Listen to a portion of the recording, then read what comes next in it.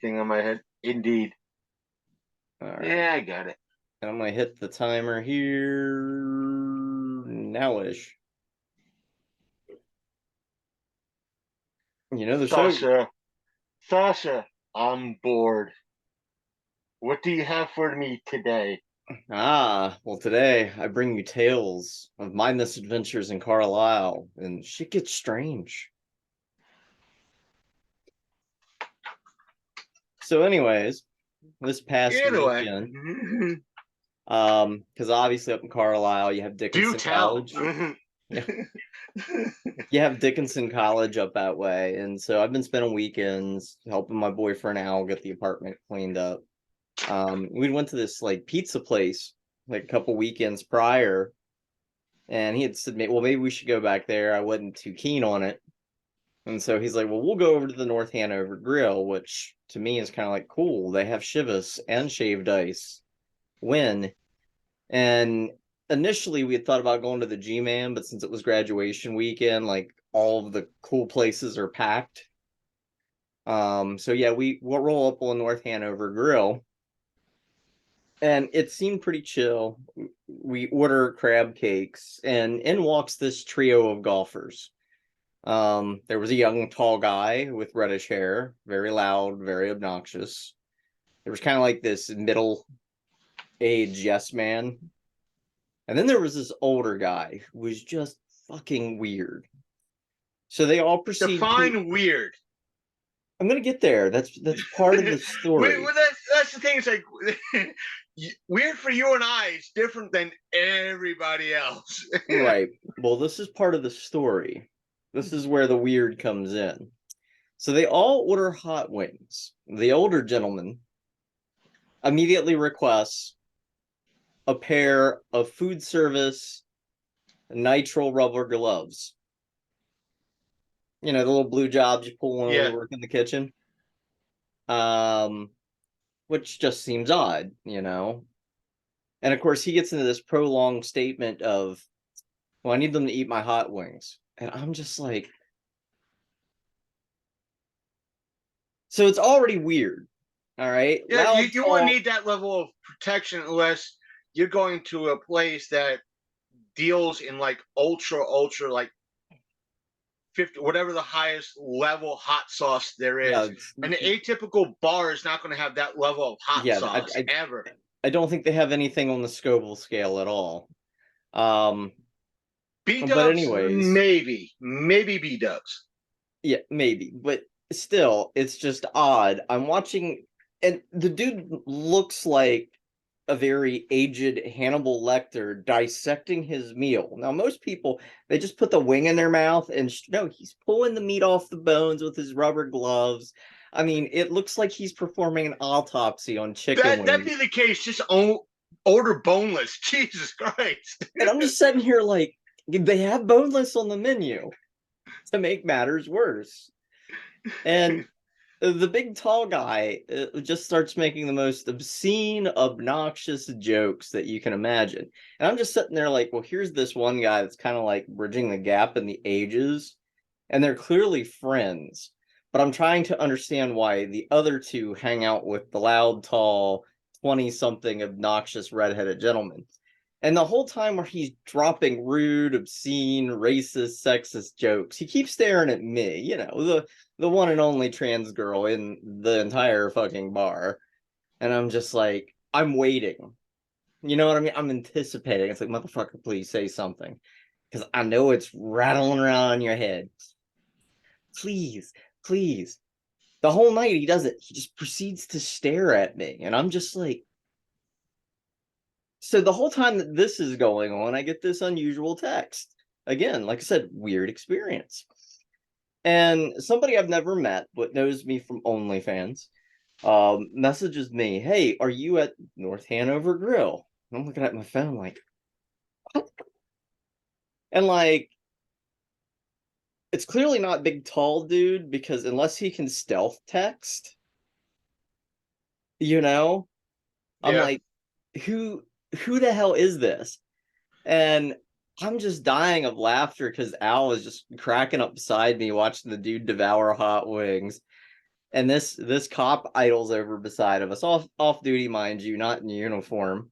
Like you can tell the waitress and the cook staff and everybody else is just tired of it. And the cop must pick up on the vibe I'm dropping. Like I am waiting for this guy to say something rude and obscene because I'm about to go off. And the cop literally looks at me. Whatever happens, I have your back. And I'm just like, you know. So the whole night I'm just sitting here uncomfortable while weird dude who's perverted as hell eat, with his friends who's dissecting chicken wings with rubber gloves. And I'm just like, did I step into the Twilight Zone? And I also have somebody from OnlyFans. I can't figure out who in this very limited space this could be. It clearly wasn't cop. Clearly wasn't middle guy. Clearly wasn't old guy because, you can't dissect chicken wings and text at the same time. And I'm just like, what the fuck is going on? But Al is just like, you're having a moment. And our crab cakes finally come. And oh my God, like, I finally figured out who the dude might be because I didn't see him, but they must have saw me. I was like, do you happen to work in the kitchen? Because I know you're not the big, red, tall asshole. And he's like, no, you're right. I'm in the kitchen. And I'm like, oh, okay, cool. I'm like, was the guy who did prep kind of lacking tonight? And he's like, why is that? I'm like, looks like your crab cakes are like 2 or 3 eggs short than what they need to be. And he's like, oh, yeah, we made them on the fly.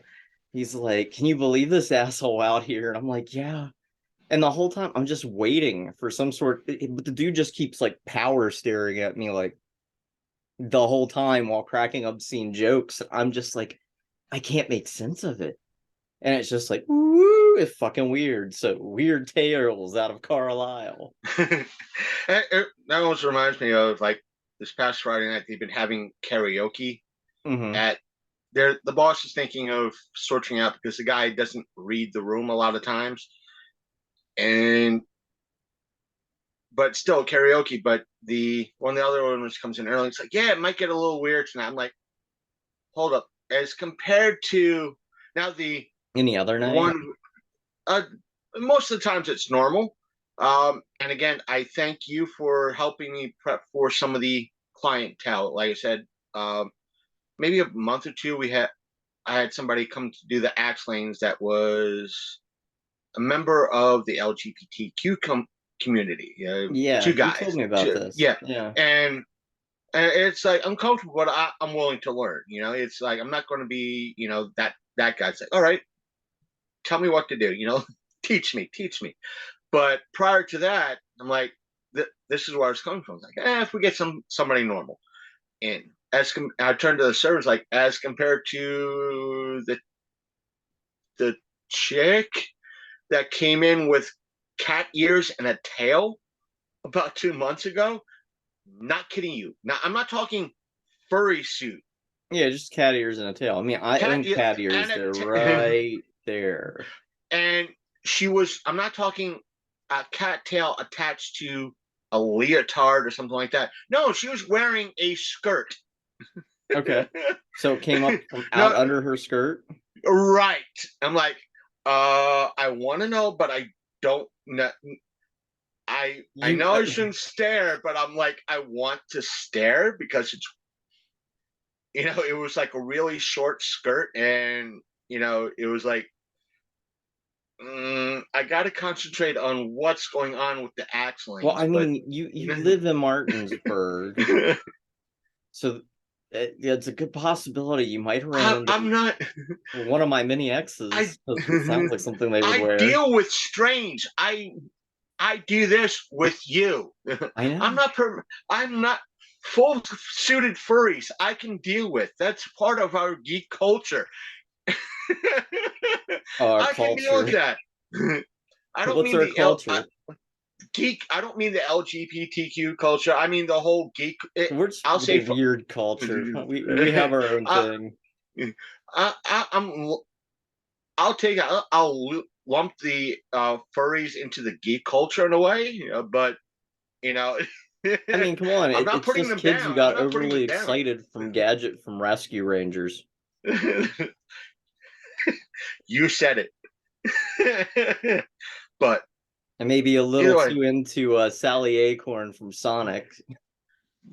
I'm Gadget. Okay, no wait, I went into Gadget, but I was a Chitara fan. Okay, at least mine's more human sized. Anthropomorphic, though. and well, Anthro, that's the catch. Gadget was kind of anthropomorphic, but she was Yes. only maybe about that tall. But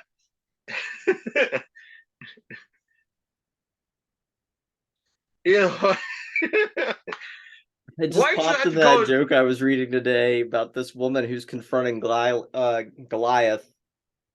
And he's like, yo, where's David? He took the night off, so they called me in. And he said something about a big guy who needed to get his rocks off.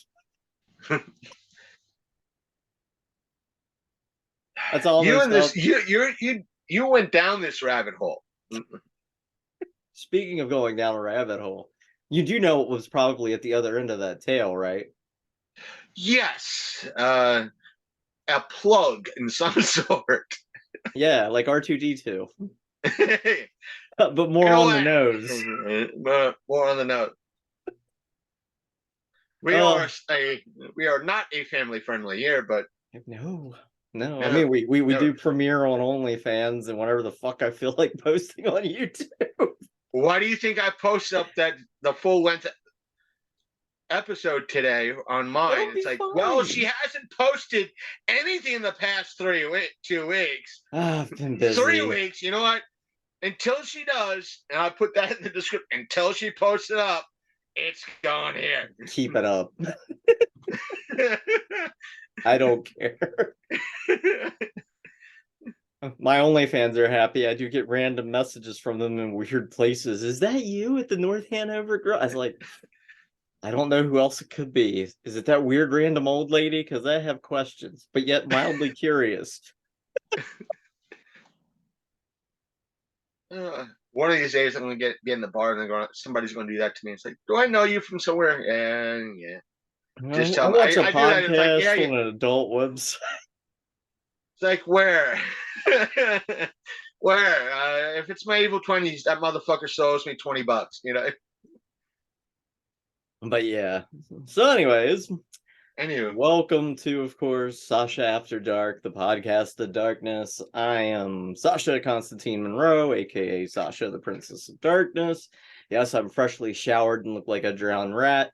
And with me, of course, is the Martinsburg Madman, Christopher Lumser, also known as Reverend Godfather of the Long Coat Mafia podcast, who actually has a sponsor now, so he's legitimate. He is a not cog really a in a sponsor. corporate machine. He What has they don't know officially can't hurt. sold out. I haven't received a dime yet. And in the audio side, you will still hear that dramatic pause. But those who listen, who know, will know. But Yes. Those who know, no. no, right? Yeah, because the crowdfunder is on my end. The GoFundMe is dying a slow and painful death. And folks, when I've posted up in, yeah, it's Martinsburg, go figure. Oh, you're just asking for a handout. You have to work for it. Meanwhile, that's why if you saw, some of you might have saw on my show's channel, I posted up someone who was talking about, granted, she has close to 300,000 subscribers on YouTube, talking about how on YouTube, in order for them to remotely push any video you put up, you have to be that video has to be monetized. Yep. And in order to be monetized, you have to have like 1,000 subscribers and like a couple hundred, if not a couple of thousand hours worth of viewership in a year. That's why I do stuff on OnlyFans. Right. For someone like you and me, that's pointless. We either have to crowdfund or Patreon, sell our Patreon, bodies. whatever. And even regular YouTubers use Patreon too. Everybody uses Patreon. Oh, by the way, that's asking for a handout. I'm like, and how she was talking, the YouTuber was talking. It's like, yeah, now YouTube is saying that is like going to folks like her. What you're Was doing she this? directly addressing you? No, she was like going on telling her, the viewers like how YouTube is telling folks like her that are getting monetized, hey, if you really want more subscribers, because if you might be stagnant, you have to That's how you pay. get more In subscribers. essence, you have to pay them. In essence, suck their dick. In That's regards what you to, do. yeah, you have to, pay them promotional money to get more subscribers, like No. what Facebook does. Hey, you're not getting enough people liking your page and uh, follower interaction. Why don't you promote it for $10? Oh, it only went to 10 people. How about giving us another $10? We might Guys, give you, another 10. and another 10. And another And I'm 10. like, this is a great example of why folks like me have to use crowdfunder and why Patreon is a thing. And wow, use And OnlyFans. right. And a buddy of mine's like, listen, this energy drink company, those out there, think like G Fuel. That's the closest company I could think of in regards to this and what Did you they see they do. got Jason Mewes now helping them? Yeah, I've seen that. And even the way I think even Jason Mewes has like a YouTube channel. He probably would be able to partner up with them. But unlike what G Fuel does, you have to have like so many subscribers. You have to have so many viewers. You have to, X, Y, and Z in order for them to partner up with you and earn commission. The company that I partnered up with is called Dubby, Dubby. I almost keep saying Dobby, like, or Dobby. Oh God, let's not But talk Harry Potter. I'm not. But uh, Dubby is a company that's starting up that does something similar to G Fuel, and they're looking for folks like the little guys, like you and me. And I'm like, okay, let me put my stuff in, see what they're gonna say. No, and they said yes, and because of at least me having a YouTube channel, and I guess I have to do a little bit more on Twitch every now and again, even though it's not camera oriented. Guess I could just hop on Twitch more a little bit, um, and doing the video with you and the audio stuff. And I give out the coupon, in essence, the coupon code for 10% off. So if any viewers wants to support, uh, in essence, us, because what helps me also helps Sasha as well in a way. Uh, because any extra funds I get to help offset costs for new equipment and all that. And if Sasha says, hey, we're going to this event, you want to tag along, that extra funds that I get in with either the GoFundMe or the coupon code and the commissions, I could offer Sasha, say, hey, here's some gas money. Here's, a portion to, if there's a hotel cost or anything like that, I could at least help better pay offset costs on the Exactly. show front. And the coupon code that you can use when you go to dubby.gg,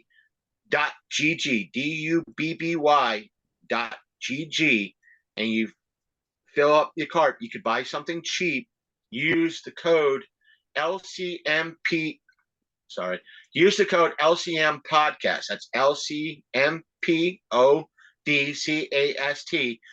to get 10% off your order, and we get credit for anything that you buy. So, and they have a wide variety of flavors. From what I saw on their website, a lot of their stuff, like G Fuel, is sugar free. So if you are a type 2 diabetic or a regular diabetic, type 1, like me, I'm a type 2. So sugar free stuff is beneficial. So it might be the product for you, and it's roughly the same cost as G Fuel. So give them a shot. But can I add liquor to it? I'm sure you can. What about King of Flavor, MSG? I believe so. Part of me wants to, if I had the funds, donate to our GoFundMe. Link should be in the description. I will buy a bottle of clear rum, some G Fuel, and some with MSG. and some MSG, and try it as a drinking challenge on this show. You mean Dubby, not G Fuel, right? Yes, Dubby. You Yeah, said I'm new G at Fuel. this. You'll have to go in with the audio and edit that later. Just all of a sudden, Dubby. I mean Dubby. That'd be a hell of So a way to advertise their brand. We're trying G Fuel with subpar alcohol and MSG. We're not using Dubby. We're using G Fuel. We wouldn't sully Dubby with such things. Those things.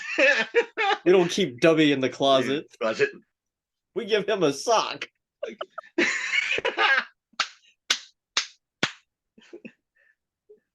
And the circle Folks, is now complete. The more folks, I will buy a dope Dobby mask. I know it'll piss off Sasha because of what it represents. We'll just call it Dubby for now on. I will wear it. And if Dubby sells stickers, I will buy their sticker and put it on the center of the head like a star SG Gowl creature. We'll just carve it in like Charlie Manson. It'll be great. The Dubby will be like, no, we can't allow that, but it's funny as fuck. Fuck G Fuel. Is that a Helter Skelter? Helter Skelter. Fuck G Fuel. G Fuel wouldn't sponsor us, but Dubby does. Listen to Dubby. Obey. Kill Sharon Tate. I'll pull out dark sunglasses, put them on, and goes, why does it say consume? Consume. Consume. Dubby. Consume. I have a TikTok video.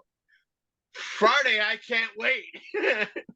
I will pull out those free sunglasses I got from like Baltimore or something that they look like the sunglasses from They Live. I'll just go like, Dobby, consume, Dobby, consume, Dobby. I mean, I just put them on. I see advertisements out there, and they all just say swallow, and I'm like, I hear that enough as is. Another rabbit hole, but again, folks at Dubby, we thank you for at least giving us a shot. I hope things work out. This could be a mistake on my part, but I have to give it a shot. It's a step in the right direction. Yeah. But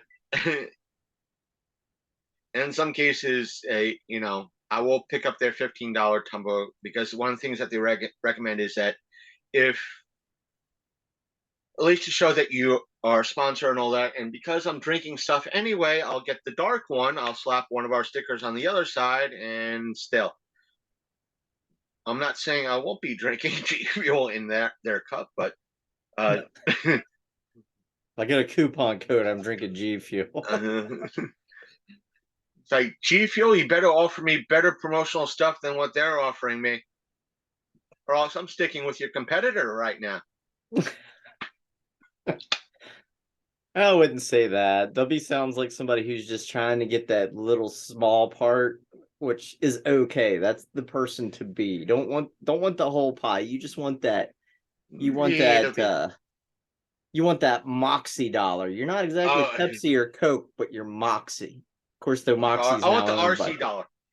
I want the RCW. Well, wait a minute. You're Pennsylvania. 8th Street dollar. A what? It's probably more northeastern Pennsylvania. 8th Street, if they're still around. Off-brand soda. You know what I miss? But what? I miss it from Sheets.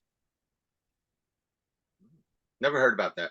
Oh, it was like a super cheap cola back around the time that T2 came out, and Sheets was really pushing it. And it came in 2-liter bottles, 6-packs. It was just called It. Oh, we're talking about Terminator 2, right? No. Well, like the same year that Terminator 2 came out. Oh, okay. That's what I was talking Sheets about. Sheets was When pushing for this drink called It, and it was really good. and the times that when Terminator 2 came out, I was moving from Pennsylvania to Florida. There was no Sheets. There you go. That's why you missed it. So, not to mention when I moved down to Florida, they have Circle K. I remember seeing, Something I remember strange to seeing. put at the Circle K. I'm like, at that time, I Whoa. might have seen the first Bill and Ted, and I thought this whole aspect of Circle K was just a made up Nope. store. No, here it is. Like Walmart. Like Walmart, I thought that was just a mythical store that made up for, uh, Kmart. not just Kmart. No, I'm talking uh, vacation. The vacation, National Lampoon's Oh, okay, Christmas okay. Vacation. I'm like, and it was just like Wally's, Wally World. yeah, Wally I'm World. like, I'm like, yeah, it's just a mythical store. Movies do that all the time. So they don't have to pay extra funds. They just make their own stuff up. And here's Walmart. Here's Circle K. I'm like, my mind blown. What else am I don't know? Is there a Santa Claus?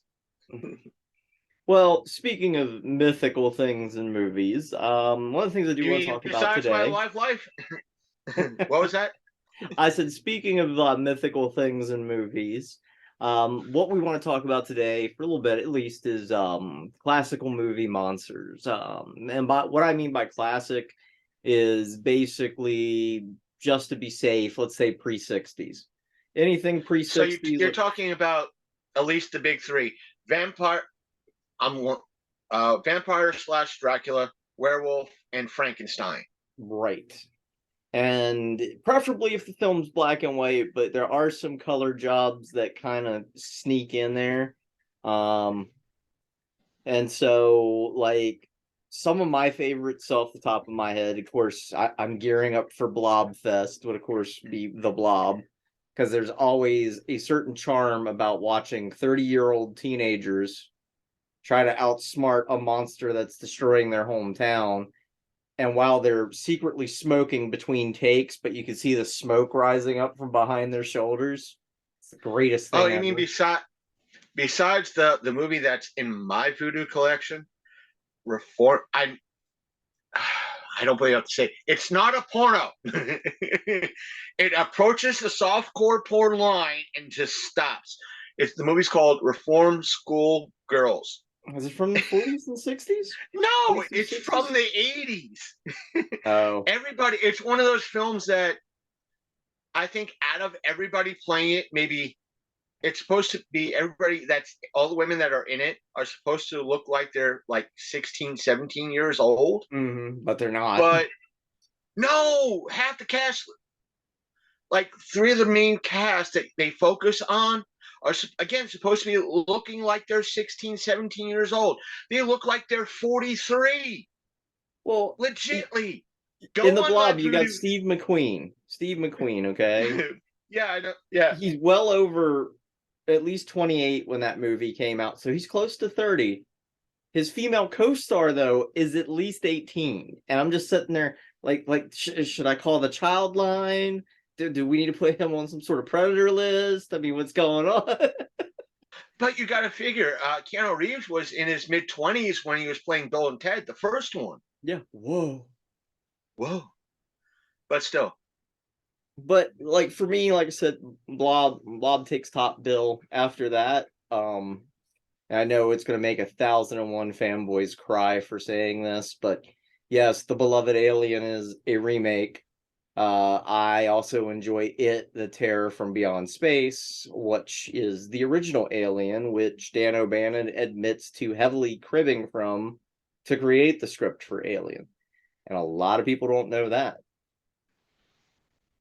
I don't think I've seen that. I got some 50 It's stuff in there. free on YouTube.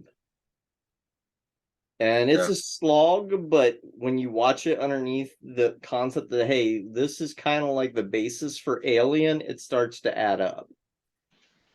I know there's a lot of stuff that I was watching as a kid that I have no idea what the movie was or anything like that. Just that it was I'd be watching it, and folks would come in, and it's like, grab the remote, nope, click.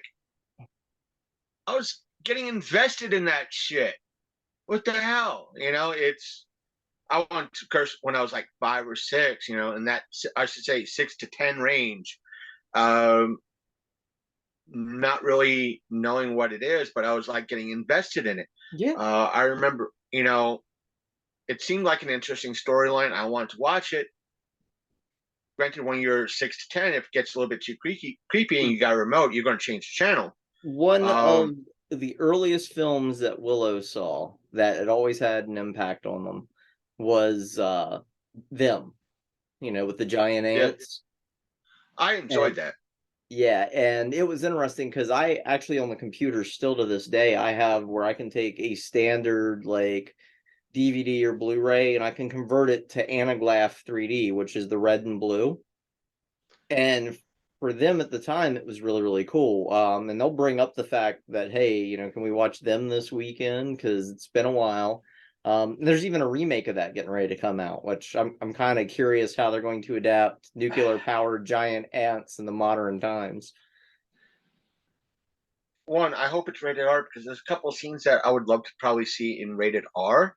Mm-hmm. Because then, like, you see one of the ants bring out like a rib cage Yeah. and just toss it down, and you want to see a little bit more meat to it, pun intended, as they drop it down. But you have wonderful movies like that was kind of brilliant. Yeah, it's cheese, literally American grade cheese. And I love that type of movies. Yeah, they're not scary now, but if you probably showed, the boomer generation, if you will, even a slash movie now, like I'm talking like like Nightmare on Elm Street Right. type of ordeal, they would shit their pants. They would literally shit their pants because they're not ready for that. They're not level for that type of gore or anything like that. Because Frankenstein, werewolf, The the Mummy. the Mummy, all that was in Dracula, all that was kind of terrifying for them. And Yeah. so, And a lot of that stuff uh, came from classic lit, like The Invisible Man. That was H.G. Wells. and no, not I think it was H.G. Wells, wasn't it? Frankenstein was, yeah, I think it might have been. Folks, in the comment section down below, let us know. Correct Bram us on that. Stoker's And Dracula was kind of a very much a drag when you read it, because it's basically a journal. it, And I wish but they first time it's revolutionary because it was yeah. read like a journal. Uh, you see it in creepypastas nowadays in that type of ordeal. And they You should. can't get I that would other. love to see a modern adaptation of Dracula that's handled in the journal format. That would be interesting, but you definitely would need to modern it up. But when it comes to Check out, Drac, he was nothing but a check out. ripoff of what was his name? You had Carmilla, which was like the best vampire slash lesbian story ever. And the fact that they were making movies about Carmilla in the 40s, 50s, 60s, and 70s still cracks me up because nobody gets the lesbian subtext with that movie. And nowadays it just Let me slaps you say this. across the face. Check out John Johnson's Alucard, Darkstone's Alucard. Okay. It's pretty much it's based on the book Dracula, so Mm-hmm. it's going to have that element, but it's not like the overly productive uh, production that was Dracula.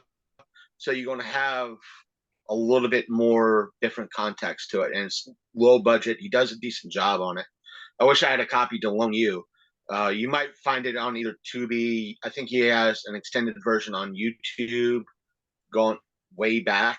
Speaking of I'm them, sure you could find it. with giant killer ant movies, there's a movie right now sitting on Tubi, which is based on the classic PC and Sega CD game. It Came from the Desert, and it's kind of like a sequel to that game, and it deals with giant ants that raid this like what do you call those dirt bikes that people ride around the desert? Well, I there's know what you're people out talking there about, but racing. motorbikes, I think, whatever. Yeah, but they're out there Mountain racing. bikes, motorbikes, whatever. Yeah, and they decide to have a giant kegger because there's supposed to be an action movie star to come Yeah, out to I've help. seen that movie. I've seen that movie. I've seen Yeah, that movie. It was supposed to be a sequel. Um, to the game. yeah,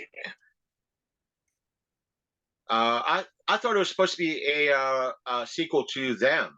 No, it was a sequel to the game. It came from the desert, which was a PC game and also a Sega CD game. And it was very interesting because the game kind of took place in the 60s or the 70s. And the main character was kind of like your classic greaser biker dude. But if you want to talk about strictly large animals or overgrown animals, King Kong? no, I'm not talking kaiju. King Kong is Is huge, but he's kaiju.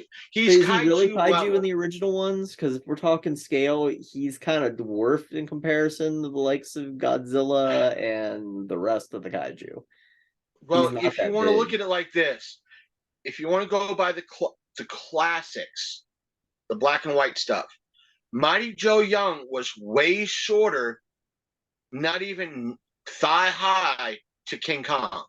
Right. But you also have to remember that Mighty Joe Young was initially meant to be a sequel to King Kong. I didn't know that, but I did. At least I did bring up a favorable comparison in regards to classics. That remake was awful. Oh no, I'm not talking about the remake. I'm talking about the original. Original.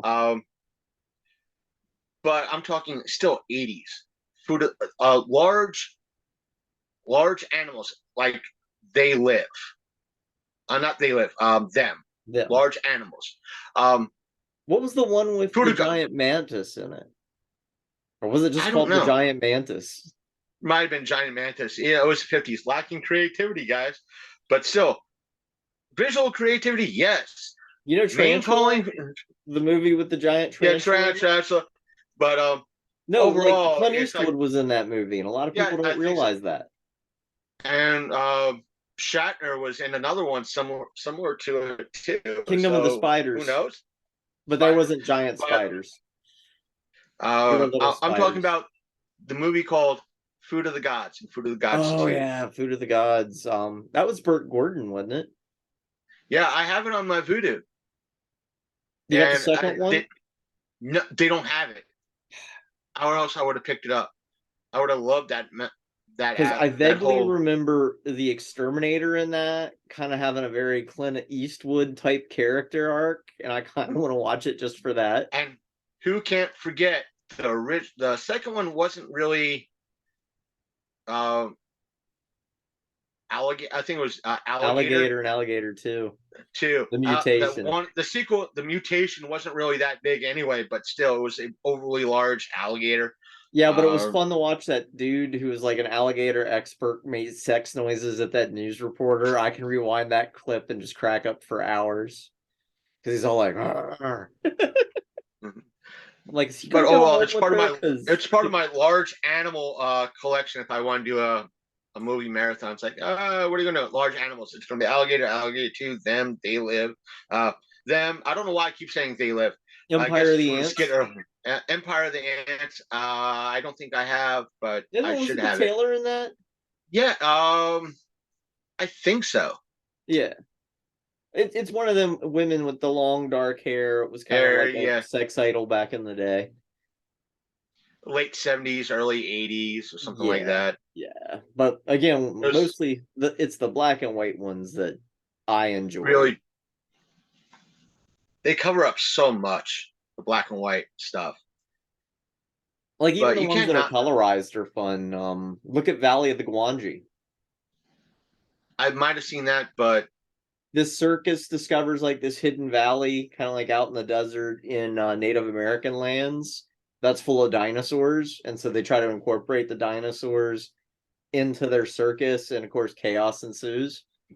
Oh, that's like half the movies from the late 50s, early 60s as well. Oh, we're going to fly down this mysterious tunnel, and all of a sudden, it's the land that time forgot. Well, they kind of made fun of Valley of the Gwangi in that one episode with Principal Skinner saying he's going to, quit. And he's going to make the American novel. and he's gonna call it the Valley of the Clonosaurus, and like a poo kind of reams him for Valley of the Guanji in Jurassic Park. It cracks me up. But but the classics, you can't knock the. There was original, unlike today. There is very little originality. It's all the jump scare. It's got to be PG. Granted, Now there yeah, are in a some way, PG horror that does have some balls to it. I'll agree with that. But nothing beats. I'll put it like this. I hope you can agree. 80s PG, nothing compares to 80s PG when it comes to today's PG. Exactly, because Monster Squad is a PG movie, and that still rules. Because what does Right? Wolfman have? Nards. But what I'm talking about is like you have it got so you have to figure, ladies and gentlemen, or Creature other that stole might my be watching. Twinkie. You have to figure the PG went so hardcore in the 80s that they had to develop a PG-13 rating just to clarify. Again, I bring up. I saw that Brandon Tenold actually has in his like merch collection T-shirts that's PG-13. What the fuck happened to this rating? You have to figure Sheena, Queen of the Jungle, she walks out of the river full frontal, and it's rated PG, ladies and gentlemen. Full frontal. We're not talking Return of the Living Dead while she was just wearing like a dancer's skin colored thing from the waist down. Moleskin. No, she was. What? That's actually the name of it, Moleskin. Moleskin thing from the waist down to cover things up. No, we're talking full frontal. Full. I wish I was not distracted to actually time how long it was, but still, it was long enough to notice. I like it spooky. It's like, what's the difference between R and PG from the 80s? Maybe blood and gore. You can only say fuck once before you are no longer PG-13. That's the difference. You get one cuss word, you better make it worthwhile. But no, like 50s and like early 40s and 50s horror is where it's at. I just think it's funny, like looking at Universal trying to recapture their past glory of having shared universes, because like the early monster movies crossed over a lot. And I'm not talking about Abbott Costello meet the Wolfman and Frankenstein, even though that was a Universal joint, but there still was crossovers in Universal. Yeah, folks, we're talking Frankenstein meets the Wolfman, or Wolfman meets the. But they also did Abbott and Costello meet Frankenstein and the Wolfman. Yeah, but I think I also remember it was like Frankenstein and the Mummy versus and Wolfman, because I think that was the thing, because yeah, they had it separate. There was two different movies. Yeah, because if I remember the movie correctly, the guy who played the Wolfman he felt that the only way he could truly die is Lon Chaney felt that he could truly die is that if Frankenstein's monster killed him, or something along those aspects. But you still had monsters never die. Good monsters never die. Never die. They always come back. And that's what I always loved about it. But what I think is so funny is because, like, here's Universal. Like, many of the movies that you've mentioned or I've mentioned have roots with Universal horror, even though mine's more obscure. Granted, Blob is Paramount. I want to say The Terror from Beyond Space is RKO. And them, I don't know if that's Universal or not. I'll have to look it up. But the heavy hitters, Dracula, Frankenstein, Wolfman, the Mummy, though Creature from the Black Lagoon, we can't forget Creature. But those were the heavy hitters. They were all Universal. They were part of a shared universe. Invisible Man also. Don't mean to leave him out. And the sad part of it is now, like, Universal keeps trying to create a dark universe and keeps failing. because Or they they just don't keep get screwing it. it up. They screwed it up. Well, first you had the Wolfman remake that they did, I want to say around like 2010 or something like that. Right. And it was an okay movie. Benicio del Toro did a great job, but it was no Lon Chaney. Um, then you Then had you had Dracula Retold. Awful, awful, awful. And then then you of had course recently you had that Mummy remake with Tom what's his Cruise. name? Little Tom short Cruise. guy, it's a Tom Scientologist. Cruise. Tom Had Cruise. Tom Cruise in it. And the only thing that ever hit so far has been Invisible Man, and they're still kicking around, well, how do we get this to make further Dark Universe movies? And I'm kind of like, you need to go back to what you did in the 40s. Just fucking have fun with it. Stop with the Right. continuity. Let the script writers figure out how both of these things are going to come at each other and worry about it from there. Do not turn this into League of Extraordinary Gentlemen. That was awful. If you want to have That's one fun thing. with it, make it The Mummy with Brendan Fraser. I will say this. I'm sure you can agree. Monster Squad was very enjoyable. Yes. But I Very don't want a enjoyable. It's Monster going to be. Squad remake. I do not want that. A lot of folks are. I'll agree with you. I don't want to see a remake because it's going to mess up. They're going to probably mess it up some way. That it's going to be hard to do it the way they did it back then. Um, I like how he did it. How everybody, even the father, kind of turned himself around. He was supportive. You can, if they kept it a little bit, I could almost see the main role of the leader of the group being, instead of it being the older child being a boy and the younger child being a gal, a girl brother sister relationship, it being the reverse in a way. They could almost do that and a little bit peppered, but it depends on who, what, when, where, and how. But with the monsters, I think the only weak link would have been Creature. Drop Creature. Well, that's the problem because they were going to do a Creature movie. There was going to be a Creature remake. And initially, believe it or not, they offered it to Guillermo del Toro, which would have been epic. And then they pulled it from him after like Dracula Untold failed. And what was funny, because Guillermo del Toro took what his concept was going to be for the creature and turned it into Shape of Water with another studio. And look at all the friggin' acclaim that movie got. Right. But what They I'm talking could about have in had regards that for, at Universal. it's like with in my headcanon, in regards to a Monster Squad remake, in regards to the monster ends of the stick, Drop Creature. He was pretty, for the most part, he was useless. Yeah. Keep the two heavy hitters, the muscle, Frankenstein's monster, Wolfman. and Wolfman.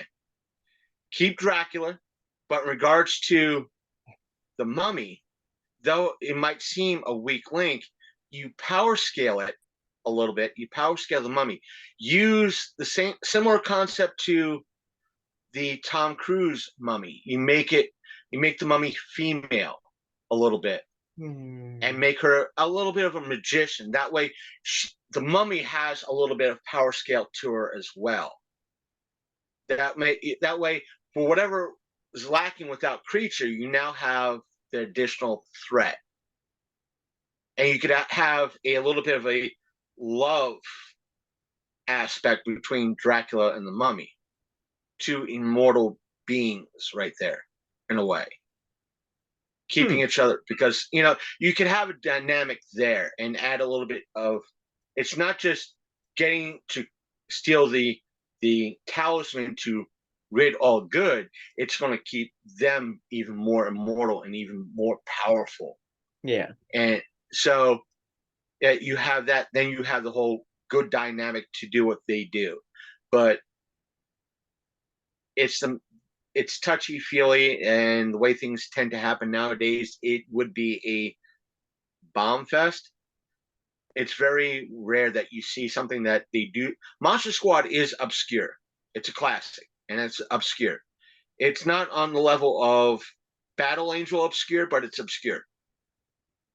And they did. You I'll say know, this: depending on who touches it, Battle Angel, like I said, Battle Angel was a very good film.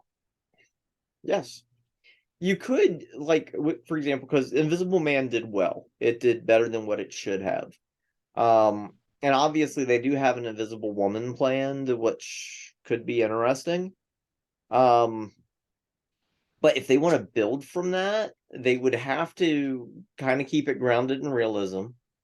You could probably do a Frankenstein story of a monster crafted from undead flesh run amok. It could work if underneath a realistic scope. Dracula, you could take a completely different take on that. The Mummy is where things get kind of weird because a while back, before they made Brendan Fraser's The Mummy, it was going to be Clive Barker's The Mummy, which I think was a missed opportunity. And Universal still owns the right to that script. I think they need to sit down with Mr. Barker and finally unleash Clive Barker's The Mummy. I think that could be fun. If you can find copies of the script online, but imagine Hellraiser meets The Mummy. That could probably toss new life, and if they want to still try that whole aspect of the dark universe thing, it could actually probably breathe new life into it if they do go that route. Yeah, because I think And Clive just not Barker is the right person to kind of tap nowadays to kind of do a horror that modern audiences are going to latch onto. So yeah, that would work, you know. Hell, I would say if Crichton was still around, get Crichton to do the Frankenstein remake, have him write and direct. But of course, he passed. I want to say around 2010 or something like that. Because with his science and his medical background, I think he could bring a good, you know, a what good about thing Robin to. Cook? What's that? What about Robin Cook? Robin He Cook hasn't. might, or the person that helped Guillermo del Toro write The Strain. I think that would be another person who could kind of bring some reality to the Frankenstein lore. Like I said, it depend. Like we said, can agree on. It depends on who's taking it and how they take it. It could breathe new life into a lot of good old stuff. Um, Again, both of us could probably agree when The Mummy was in essence remade with Brandon Fraser, it was done very well, Yes, and and it was well for it's that time. I don't think a and nowadays continuation would work now. now even though we had the Easter egg in The Mummy with Tom Cruise with the Book of the Dead. Yeah, but we also had an Easter egg for the Mummy in that horrible, horrible G.I. Joe movie. Right. Because Brendan Fraser's character was a descendant of what's his name from the Mummy movies. And it's one of those blink and you'll miss it type things. Uh, it's do I want to see some stuff like that? But let's yeah, but it'll never happen because folks at Paramount, Universal, etc. Nobody wants They to play want together. no one wants to play together. Number one. Number two, uh, they want it to be PG because it's strictly. Oh, we gotta make sure everybody's hat is able to see it. No, bring back the hard R stuff, man. Bring it back. I mean, come on, like Blood look at Hellraiser. Let's just put it that way. was the Hellraiser remake R? The original was R. I think the remake was too, because it was on Hulu. So if it's R, bring back blood, guts, gore. I'm surprised that they even do rating with streaming.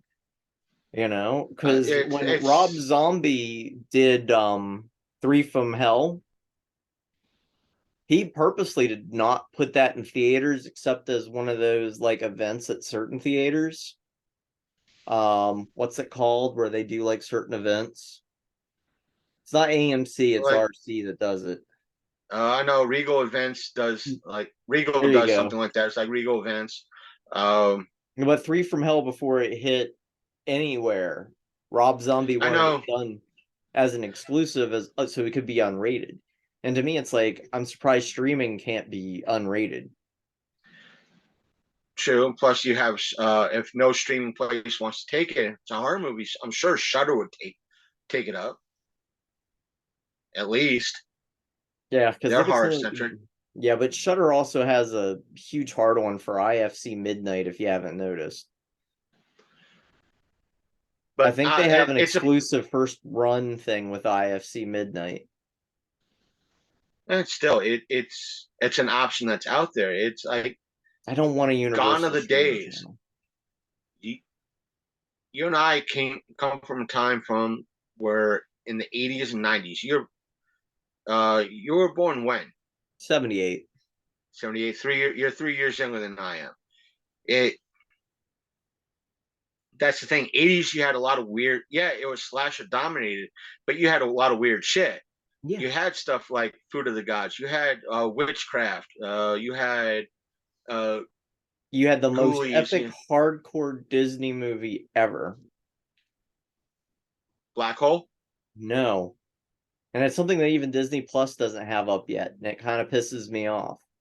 It's based on a Ray Bradbury story.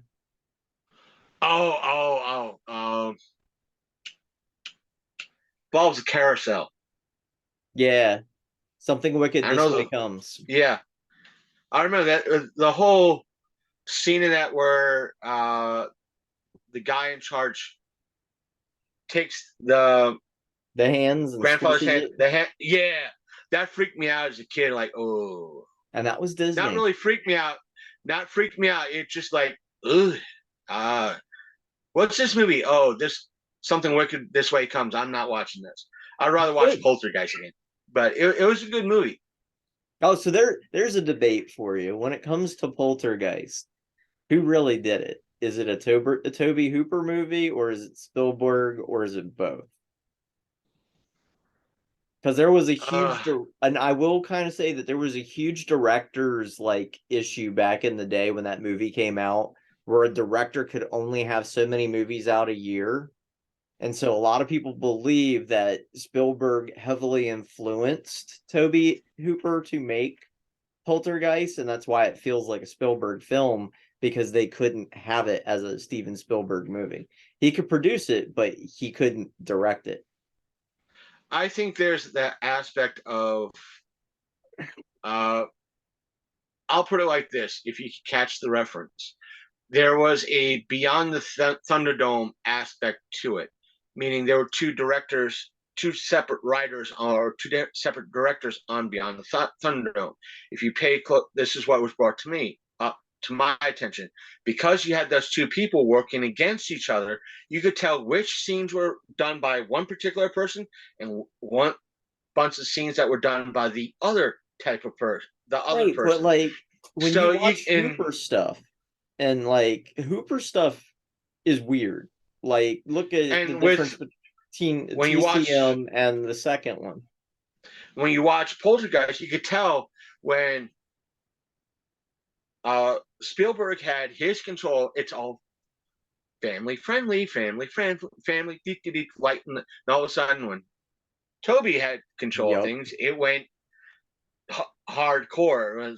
It wasn't just we're easing into the spooky. No, it's we're slipping this into from 4 gears. We're slipping it into straight sets. So you think it was So both, and it was just them it kind might of have been running a little bit of conflict. both. That and yet it was done so seamlessly. It's kind of hard to tell exactly. It's one of those optical illusions that, like if you went on Facebook and see that, is the subway going to you or away from you? And Well, it's kind of depending on like your how shirt. We both know that Spielberg can do horror, horror. and he did Duel. Duel is an awesome movie about a killer truck. We never really see the truck driver, and it's great. Have you watched Duel? Yes, long time ago, but I've seen it. It's one of those weird psychological horror things that you don't see. Well, you kind of do, but not on that level. So I was speaking of Jaws, I was watching a documentary recently on the shark attacks that happened in Jersey. I want to say around like 1916, 1912, that heavily influenced Jaws. Where it's still believed to this day that the killer shark that was eating all these kids that were swimming around the river was a great white. And it's beyond, I don't want to say cool, but it's beyond terrifying because here you are not living too far away from the ocean, but you think you're safe because you're in a river that's freshwater. And like at the time, a lot of people didn't know that sharks can swim upstream at least within 2 or 3 miles of the ocean because there's enough salinity in the water to keep them alive. And yeah, like tons and tons of kids were just destroyed by this shark that was just seeking out anybody in that river system. And Jaws took a lot of inspiration from that. It Now that if you want to remake Jaws, make that into a movie. something that a shark attacking freshwater, Yeah. in freshwater. Yeah, but not the movie Shark Night that deals with like the hurricane that flushes a bunch of sharks into a freshwater area. That movie was horrible. Uh, they'll probably do something along the lines. Oh, it's happening in Brazil on the Nile. Nah, screw that. You know, No, have it in a big pop. Hell, set it right back in New Jersey where the actual shit happened. right, or Give me some of them acid washed bridge and tunnel trolls. I'm all about it. something like that. You can have Jersey goyles running into the water. We're gonna get Just, skinny dipping. then I want to see the whole aspect of them, like somebody saying it's like, but or from the like New York side of things, who died? Uh, Tommy so and so. Oh, looks like he's from Jersey. Nobody's going to care about him. Just walk out. It's Just more happening in medical Jersey. waste. It's just when it's from some New Yorker, we'll look into it. You see, and that's the thing that I don't understand with Universal. Like, I get that their history has some rich horror, but where has the disconnect come from? I mean, I get it. I don't want to get into comic book movies, but I think comic book movies kind of ruined any other kind of dark universes out there. Well, it's not just the comic book movies. Comic book movies is the comic book movie aspect is the elephant in the room. It's the biggest tumor, depending on. I Right, know some of you out there. It's not a tumor, but but it's it's a the biggest. connected universe with several It's different connected. series of It's the biggest thing. movies. When it this whole thing, say it was part of the whole. If it wasn't for movies like uh, Twilight, Harry Potter, Lord of the Rings, and like that made franchises big.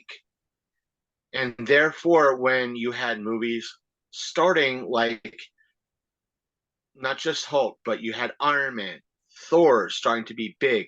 Hey, let's connect this shit together and Right, see what happens. And but it just here's my take on it. Going back to 80s horror, because believe it or not, there was a shared universe that was kind of going on under everybody's nose and didn't realize it. And it hit more than one movie. For example, Evil Dead and the original Nightmare on Elm Street, they share elements with each other.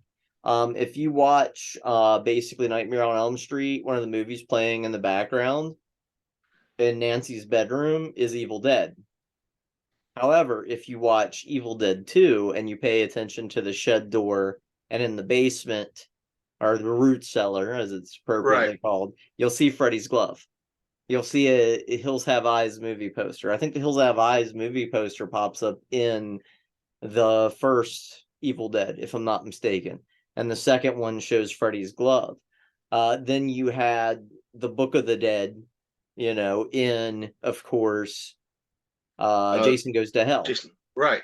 The Though it was kind of confirmed in the comics in regards to that. You also have to feel it's like, well, the first you can't really But it was put Evil directors Dead in the having fun with each other. yeah, And that's like, number one. It's like you can't really put everything together because the first Evil Dead was shown in Nightmare on Elm Street. Ah, but though you may be correct, they even Bruce Campbell has said because the second one, the reason why it comes off so much though similar than the first but different is because it took place not in the same studio. It's a different studio, and Yeah, because neither studio wanted different to play universe. nice to each other, so they had to redo the whole thing from scratch. That's why the intro for Army of Darkness looks a little bit different than what 2 showed. You Yep. had to get people caught up, but still you do Couldn't the show too whole much of the thing. original copyrighted Right. material. But so therefore, this second Evil Dead could be in the same universe as Freddy and Jason, and But the thing of it because is that it all started as in jokes between right, directors, like hints, winks, and nods. And with the right writers and people out there, and let me emphasize this, just having fun. And I hate to say it, fuck a franchise. Have fun. We can play Mary Hob with the canosity later on. And I think that is what will make it very, very interesting. Like, just let writers play and have fun. now that's why I also would have loved to see in Jason versus Freddy versus Jason, instead of the whole ending of Freddy looking at the camera and winking. I would have preferred one of the other endings that they had planned out, which I'm sure you know, right? Mm-hmm. For the folks that might not know, the Freddy versus Jason was a New Line Cinema film.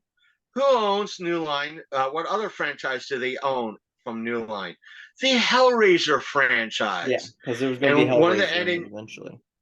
and what they wanted to do is one of the endings, instead of Jason carrying the head of Freddy and Freddy winking, it was them returning both in hell to continue the fight.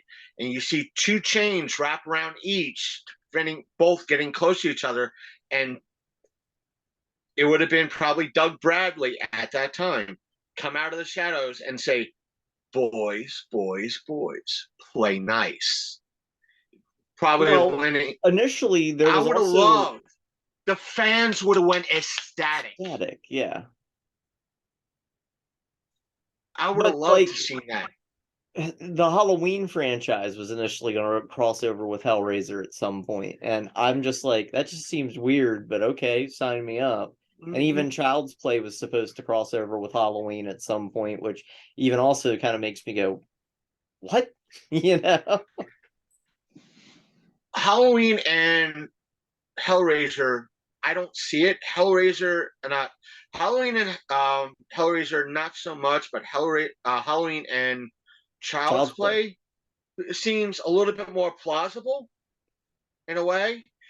Therefore, that's why I think, like in Freddy and Jason aspects, Hellraiser seems more plausible than But I think having, it comes down to, they need to stop making movies for money. Get a good right. script from a bunch of writers who are having a shit ton of fun figuring out this bullshit and make the movie. I think if That's Universal what did made that, half the. That's what made half the Friday the 13th movies. It was just plain, balls to the wall. Fuck this shit. It was made on the cheap. It was cheese. And the fans won. ate it The out. fans won. And that's why half the horror movies in the 80s into the early 90s were cheese. You had Roger Corman was a thing. Those movies were cheese out the ass I and could grade tell you A now, cheese. and I would almost guarantee if like someone from Universal went down or over to England and said, "Hey, Clive, you take a crack at Frankenstein, or take a crack at who do we say he would work on? Clive Barker, The Mummy. Right. Have him Mummy. take another pass at The Mummy, and then get somebody into medical science to do Frankenstein, and then Dracula. That's where it gets interesting. And just tell these people, here's the property, have fun with it, and then come back to us, and then we'll figure it out. And then just kind of wink and nod at them. We want to interconnect these eventually, so we can have crossover films, but have Or fun if with you it. want, tell we said Clive Barker for Mummy, right? Yeah. When they have that done first, have the Mummy done first with Clive Barker, then have the Frankenstein, like if um someone does it, similar to how the Mummy was done in the Brandon Fraser, and Clive Barker just horrifies it up to the level 12, which he can do, I'm sure of it. Then, and when they do Frankenstein, you get that person with the medical knowledge. You put in touch. Well, there's this guy, and that's how you make reference using mystical arts and bring a mummy back with a ritual, Mm-hmm. and maybe we could harness that some same time, but with science. How and or getting that book and And bring. see, and I think that's the other thing that like Universal has a hard time with. They keep bringing the properties back into modern day. And honestly, if you keep it in the 30s and the 40s, I think it would work better. Because Kind of like think about Frankenstein, for example. I mean, hell, look at Frankenstein's army. Because that's set during World War II with a descendant of Frankenstein making soldiers for the Fuhrer, you know? or in essence, even though it isn't, it is. Look at Victor with Yeah. Daniel Radcliffe. It, Was it's that a in Universal essence, it's a also? I don't know, It might have been, because they have tried various attempts to get a dark universe to happen. And it's so funny because there's like some of them they'll scribble off going, no, no, no, that didn't count. Like for the longest time, they didn't want to but talk about. I'm kind of agreeing with you. You have it. It takes place in that same time as the original Yeah, aspect. Even I'm not talking about I Frankenstein, like, even though it's a decent movie, but still, right. But you just could have it still take have place something. in the same time frame, like the 30s and the 40s, or or something or where you might or have run somebody there get. where you could even pawn it off as a quasi, I won't say quasi sequel, but like in the book, Victor Frankenstein in essence dies. Yeah, The aspect of the creature is unknown. Have somebody find Victor's notes, the story. Go, like, maybe there is a way to recreate this and go from there. It's just you have to have that right creator, right writer to work on it. It's different and unique, or and you have to have.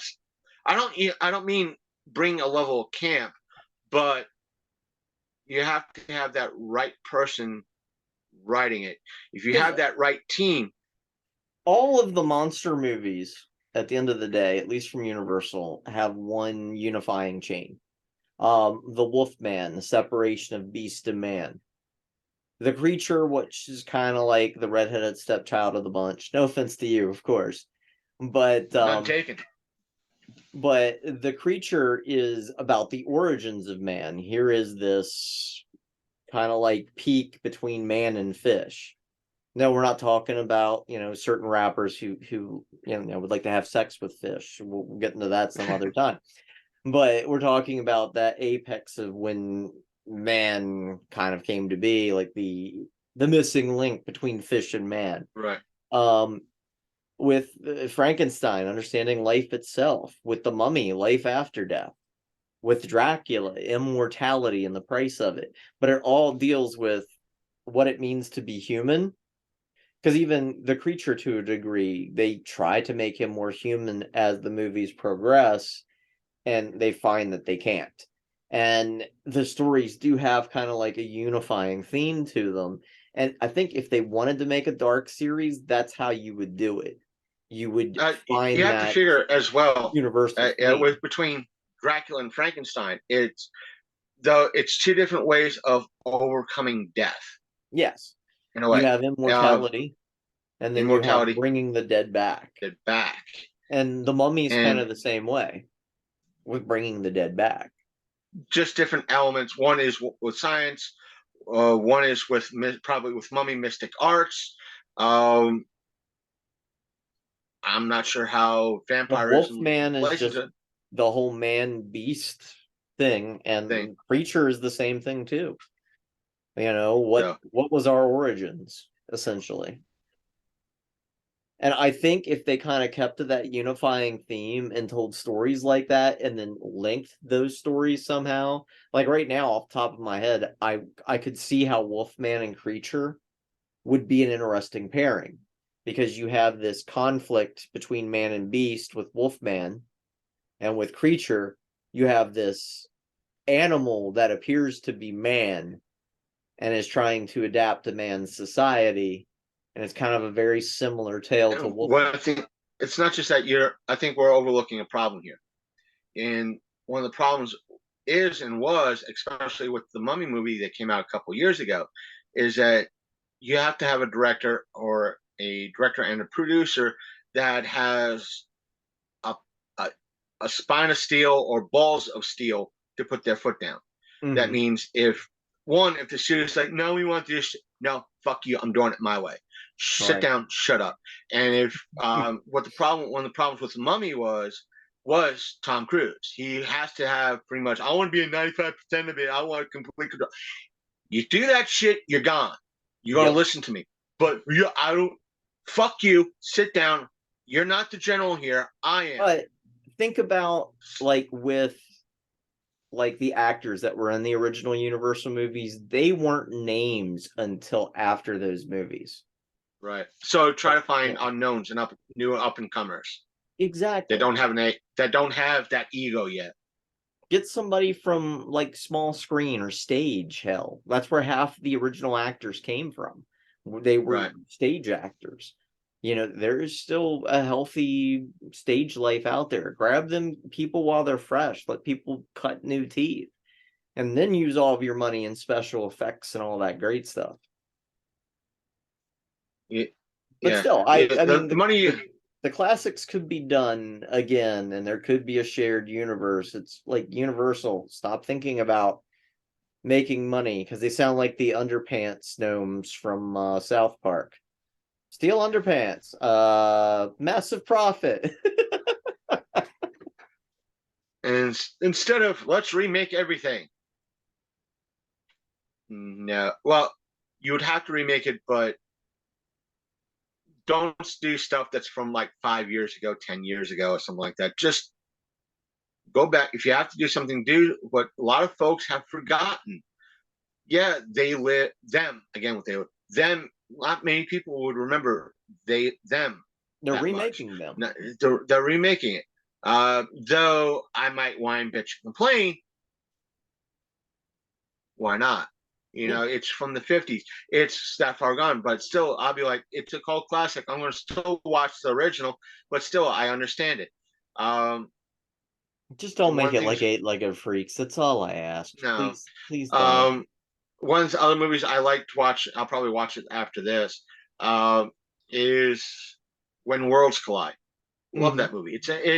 It's old school. Is the science bad? Probably. Um, but I do know part of me wants to search again for this. There's a sequel. Hear me out. It wasn't made to TV. It wasn't made for film. It was only in book form. Hmm. You could find it on eBay, but the book is $50 for a paperback that was You like know, 50 years old. I'm not paying that's $50 just to read the continuation. And there's no ebook version. Somebody out there, if you have this book, find it, make an ebook. I'll fucking read it. I will, because I want to find out what happens. And it does take up right after the folks land on the new Earth, the new planet. So, in regards to that, I remember like the old grocery store days where you would go into a grocery store and you could find like a dime horror novel on the cheap. And like some of that stuff had some interesting plots, and I'm surprised like a bunch of it didn't get turned into movies. Like one of the ones I picked up, I want to say early 90s, there was a book called Carnivore, not Carnosaur, but Carnivore. And it takes equal parts of The Thing and Jurassic Park and makes a book about it. So it deals with these Antarctic explorers who find a dinosaur egg, and their research station has been overtaken by this evil corporate entity who has been using it to dump toxic waste out in Antarctica. And so they store the egg that they find in the ice beside the toxic waste, and it allows the dinosaur in the egg to grow, and it's just this ravenous T-Rex. And because of the waste, it has mutated where it can survive the temperatures, and it just goes on a rampage destroying these guys. And I'm like, I love it. How have I ever told you? That being said, I don't think I ever told you about the book I read. It's called, again, it wasn't a dime store aspect. It was a Dollar General book, Yeah. soft cover book. Meaning you could go to Dollar General and pick it up for $1. It was on the shelf. I was like, oh, $1. I'm picking this shit up. It was called Zombie, Xombie. Basically, the premise is that the zombie apocalypse has already started and focuses in on this teenage girl, and she's one of the. You find out in the book, she's one of the survivors. But in the book, as you're reading, you find out the whole zombie outbreak started with women, and it's majority of the women that get infected first. It's not just by bite or anything out. So you find out, well, what makes this particular teenage girl special? Oh, because she's been malnourished her whole life.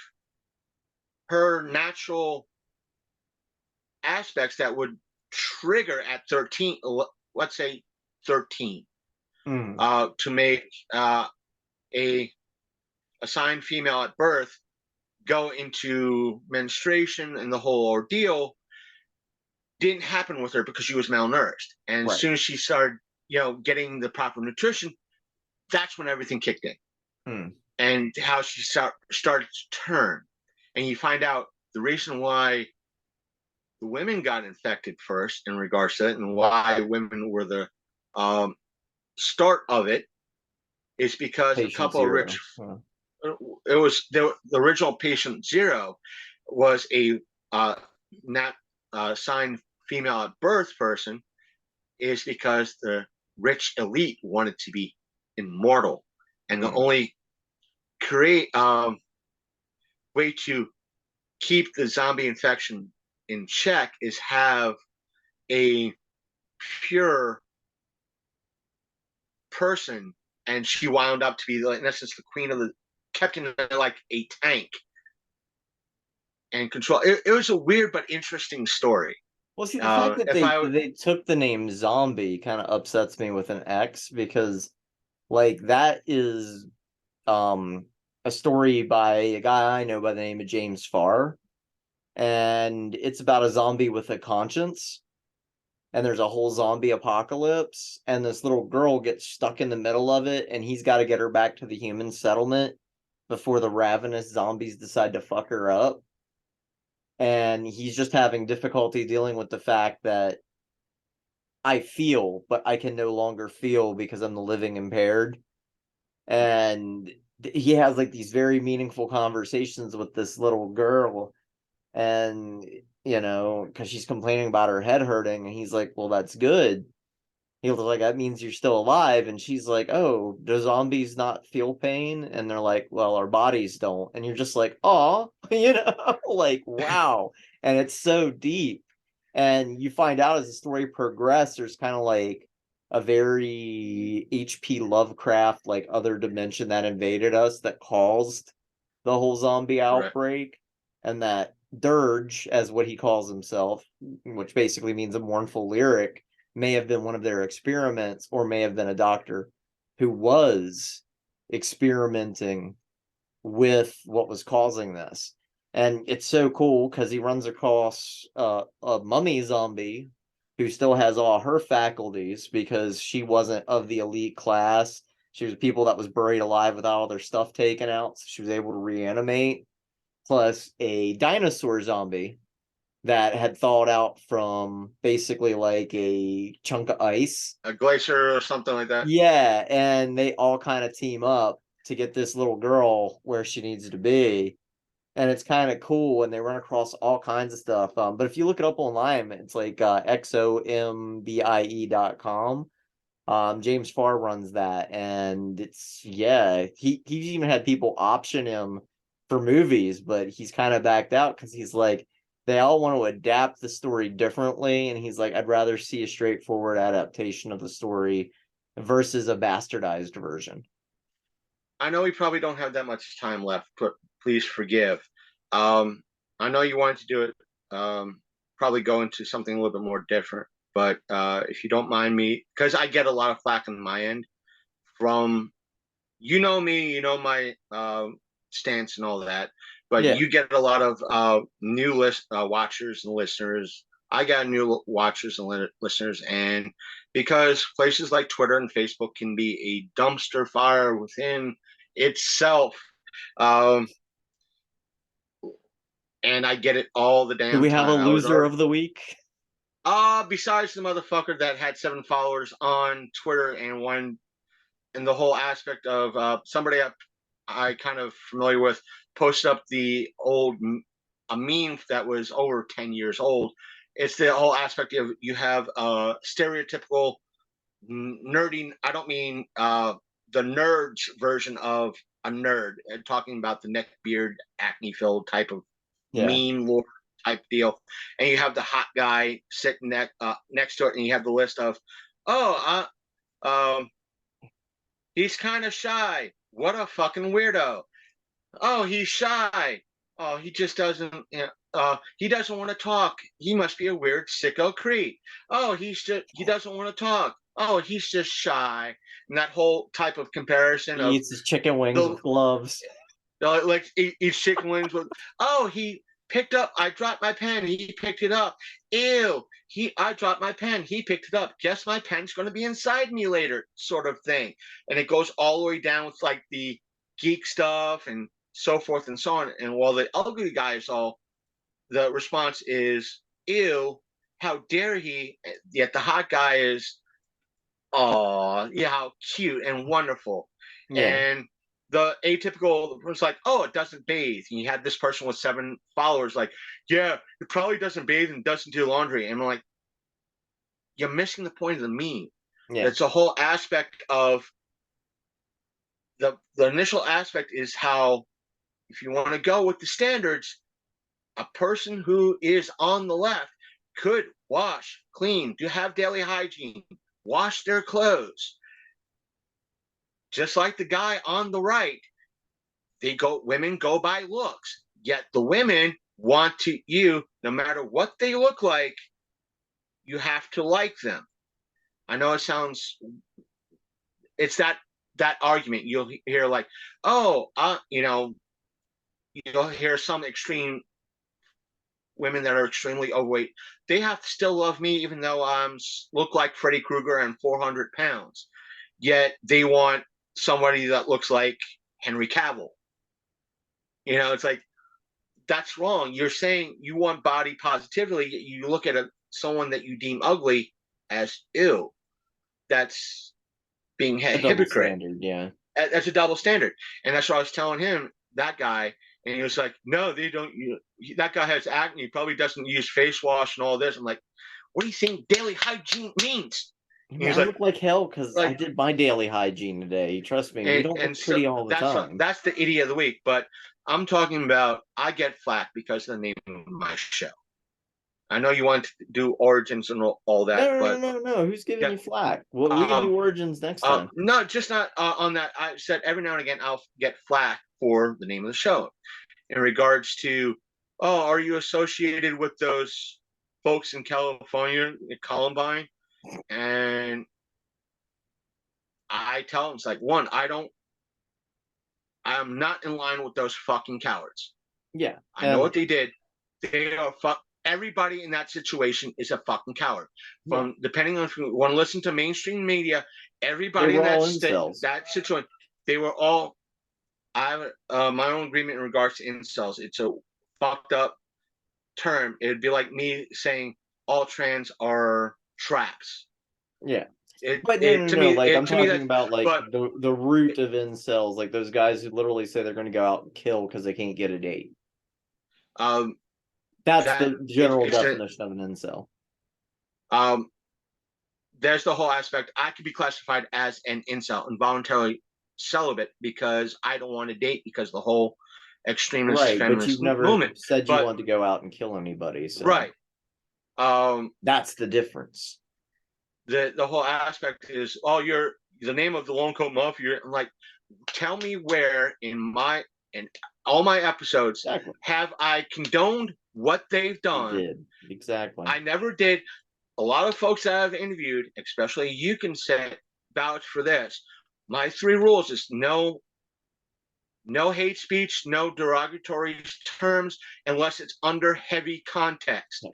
Meaning that, again, here on record, if we talked about the aspects of the trans community, and if I'm playing devil's advocate, and what about the terminology traps? It's being, Oof. is it an offensive term? Yes. But it's for me to have you talk about that term and why it is offensive. It's we're not using it as an I'm not using it as an offensive term. I'm Right. using it as a springboard, as a To start a talking discussion. point to Yeah. start a discussion. It's I don't condone what they did. I don't control put on that violence. And as my rule, hate speech, derogatory terms, like the N word or anything like that is not allowed unless Yeah. it's under heavy context. Heavy context. Second time, drama's not allowed on my show. If there is drama, you talk it up with me first on air, and that way there's a way to show or hear folks saying that, hey, look, they talked it out. They tried to talk it out, Right. or let me know something happened. And the third rule is have fun, Yeah. which you and I do. Yeah. And they don't want to hear that. They're just like, oh, but you. I'm like, motherfucker, you what? Listen, You're here's a talking about photo a of person though Cassie. that only has 7 followers. Now, I'm not talking about this person. I've had folks, wander up, on Instagram and message me on Instagram with a couple hundred or a couple thousand followers, pose that question. And it's like, well, you have somebody like Loki. Are you going to go against them because they're wearing a long coat? That's not the point. Yes, it is. You bring up somebody wearing a long coat as a dangerous person. What about Castiel from Supernatural? Is he a threat? Is Misha Collins a threat because he wore a long coat on Supernatural for 12 Look at all the years? guys in the westerns that were the hero Oh, that the wore westerns, dusters. and all the westerns, or something. They make a modern western or something like that, or something that takes place in the West, and they wear Because a a duster, duster is technically a a long long coat. coat. Well, that's not. Yes, it is. You're going by a group of fucktards that decided, hey, we don't want to be bullied anymore, and everybody from classmates on up, if you want to believe, depending on who you talk to, ignored the fact of what they were going through and didn't tell nobody. Right. It's your case point is valid. It's not that. The reason why I chose that name is because depending on your fandom, whether it be westerns, sci-fi, long coats have been in everything from Hell, sci-fi to Kevin Smith horror to wears a everything. long coat every Jay and Silent Bob movie. And that's the aspect. It's part of pop culture. Number one. Number two, the whole aspect of the mafia has been a part of our pop culture as well. Whether it be not so much Breaking Bad, but Goodfellas, um, uh, Godfather, the HBO thing. I forgot the name of it. That's what I'm Sopranos. trying to remember. Sopranos. That's been a part of everything, and there's still today, even though pop culture is considered stylish, it's chic. You have folks going to Walmart. They're buying shirts like this.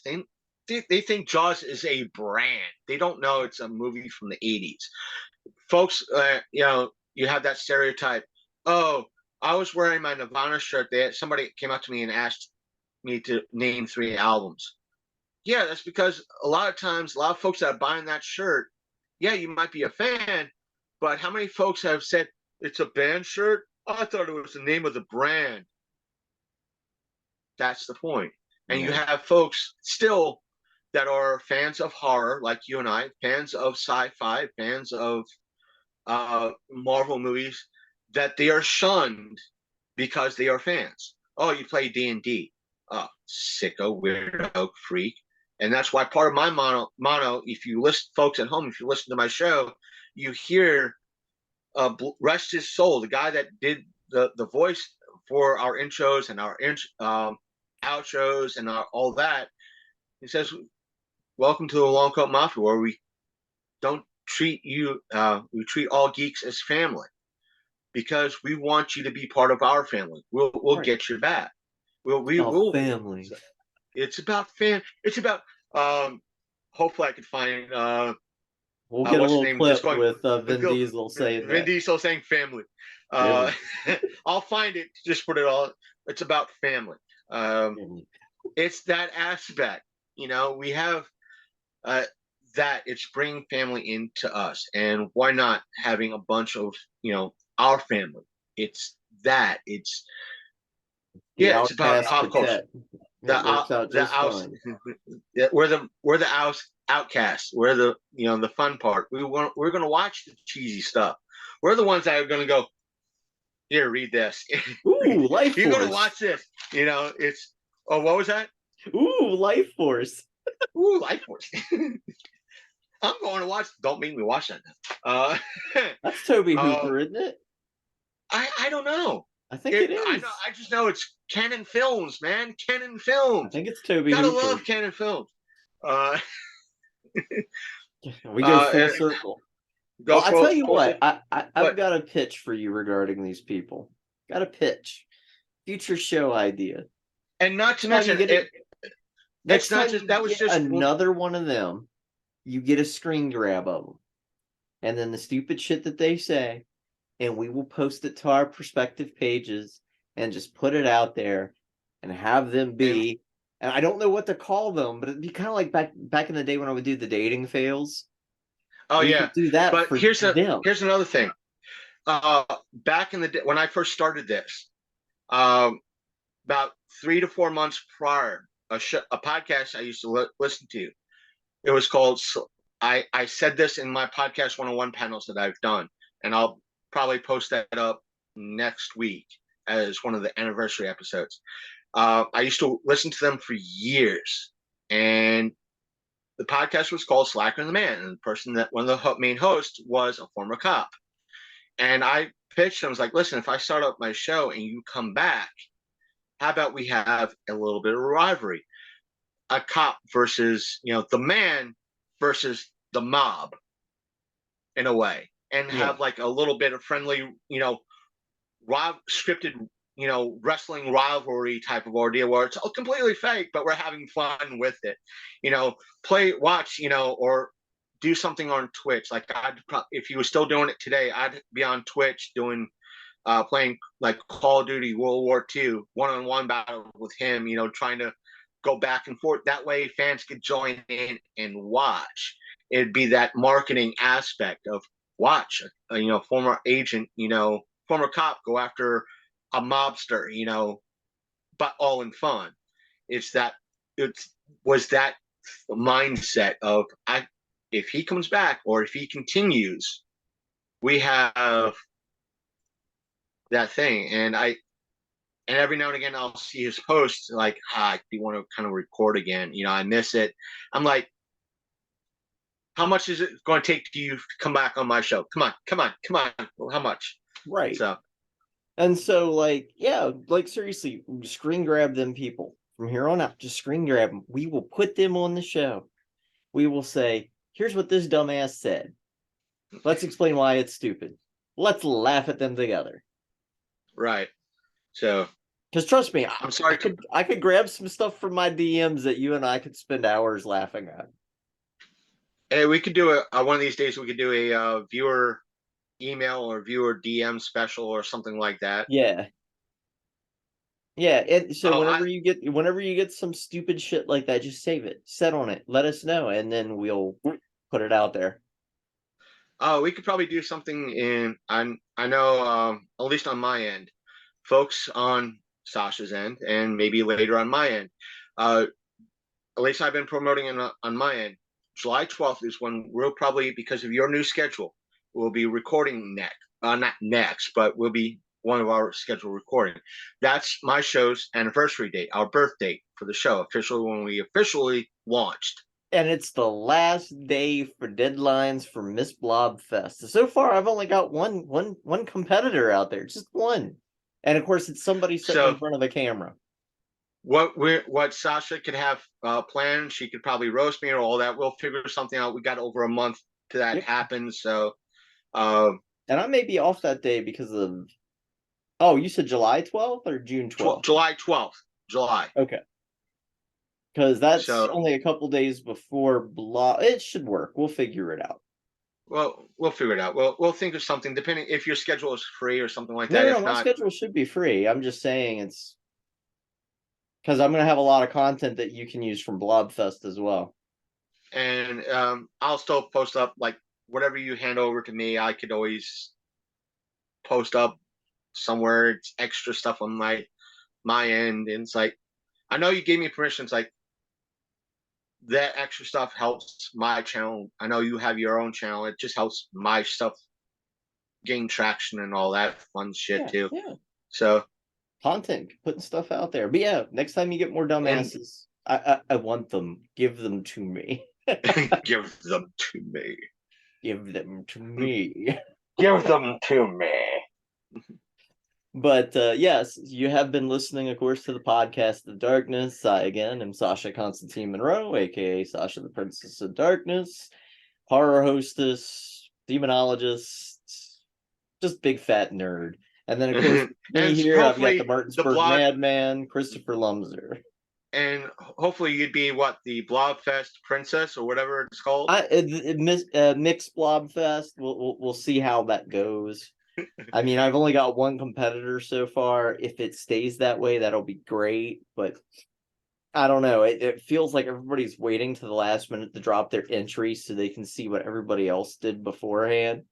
But me, I went out and did a full-fledged commercial. I even got my buddy, one of my friends to do a voiceover for the commercial, and I'm quite sure you've already seen it, and it's a hilarious reading, and I'm enjoying it for what it is. And like anybody else I've seen in the past as competitors, it's just them in front of a static camera talking.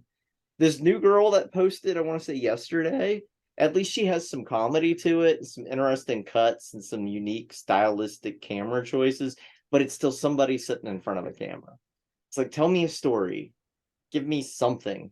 Let me chew on it. You know what I mean? Challenge me. But folks at home, just to let you know, I'm sure Sasha might post up the general link tree link or whatever to. Do you have the link tree link For my show? yeah. I'll get Yeah. all that handled on the back end. It's all over OnlyFans. So if you guys want to check out, I've been for the past couple of weeks, I've been posting up anniversary episodes, at least 2 a week. I dropped one today because the Sasha schedule has changed. So if you want to get caught up on some of our past episodes in regards to how cringeworthy they were, I dropped what I called a beta episode last week. beta. In regards, well, when it was for at the time Apple Podcast / iTunes, you had to have something before you could apply. And it was just me trying to work out the kinks and, put up a skeleton. No, I didn't spend a half hour going, fuck, mother, fuck. Now, it was just me doing like quick deep dives, reading creepy pastas and, like quick interviews with, a friend or something like that just to get started. And I just like, this is how cringy worthy I was when I first was building the skeleton of the show. And I posted up, I think the second episode was our second anniversary episode was our first hostful. And it was the origin of I'm a gamer and I'm wearing a bikini. So you hear that whole aspect. So and you hear like how cringeworthy and how at that time I wanted to be. You have to figure back in 2015, you had this, even though it's there today, it was much more of a bigger wave back then. It's that whole as I said in the anniversary episode, um, a wave of severe anti woke stuff. I mean, Anna Sarkeesian would come out bashing a game. You have like 15 videos coming out trying to debunk what she said and why she's wrong. That's what I was trying to mimic at that time in a way. Why is this a thing? I still kind of do it today with you and all that. You do it with me. Where this is wrong, how it's right, what both sides are, and that's why I'm happy to have your pushback on this, because while we have that agreement, sometimes we both have two kind of opposing views, and you're the But we still kind of learn from person each other, and that's yeah, what the important thing is. yeah. And I won't come in, arguments blazing unless I have like, I saw what you said. I have notes. God damn it, Tons of notes. notes. But anyways, make sure you're Anyway, checking out his backlog, and yeah, we'll all have the the links are links in the up. link tree. All the links are in the link tree. At least the GoFundMe there. If you can't, I know financial times are tough right now for a lot of folks financially. If liking, sharing, listening, watching, and subscribing helps a lot. So if you can't help financially, helping by at least watching, sharing, and subscribing helps more than you know. Exactly. So Yeah, it helps beat the algorithm. All hail algorithm the mighty gods, algorithm. algorithm. Send you We will bring you a but sacrifice. But but check out his stuff. Continue watching stuff on here. Beware guys in blue gloves eating chicken wings because they're just strange. and I'm still a gamer and I'm wearing a bikini. Prove me wrong. Well, that's it. That's the show. That's the show. All right, let me kill this. Hold on, I'm just gonna stop the record.